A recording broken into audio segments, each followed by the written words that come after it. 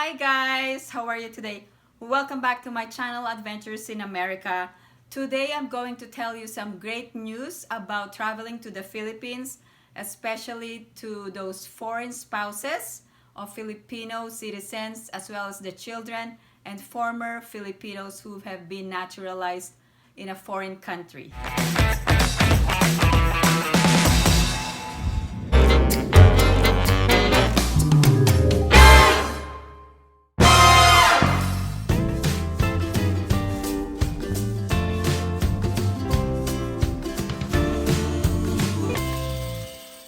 If you are new to my channel, my name is Jocelyn and I live here in Las Vegas, Nevada, here in USA.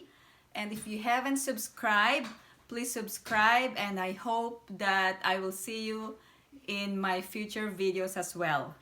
There was an announcement made by presidential spokesperson Harry Roque, and it was announced on November 27 that they are easing the restrictions on the entry of foreign spouses of Filipino citizens as well as the children, and also it includes former Filipino citizens who have been naturalized in a foreign country, and they are now allowed a 30-day visa-free to travel.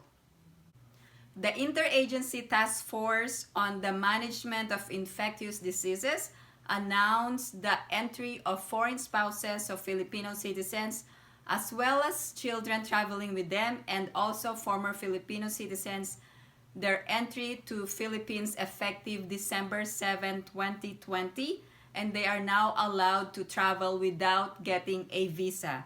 But they are only allowed a 30 days visa-free entry in the Philippines.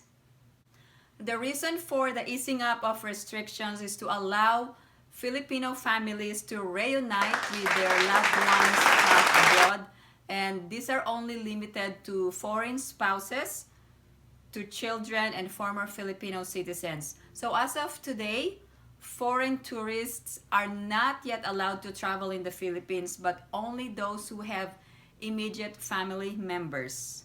The first requirement is that they are allowed a visa-free entry under Executive Order number 408 series of 1960. So there are a list of countries. There are actually 151 countries listed in that executive order where they allow a 30-day visa-free to travel to the Philippines. And the major countries included are United States and Canada.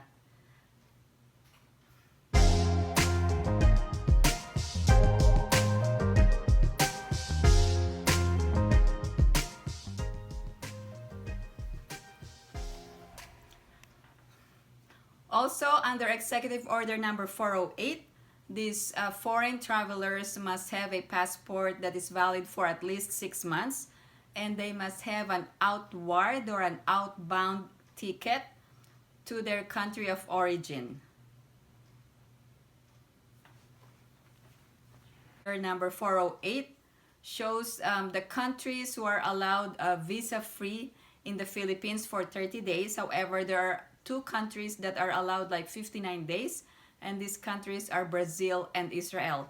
So please take note that only foreign spouses in these countries or their children or former Filipino citizens are allowed to travel to the Philippines visa-free. I'm also going to send you a full list of these countries, and I'm going to post them in my description below, so you can see if you are allowed under this executive order.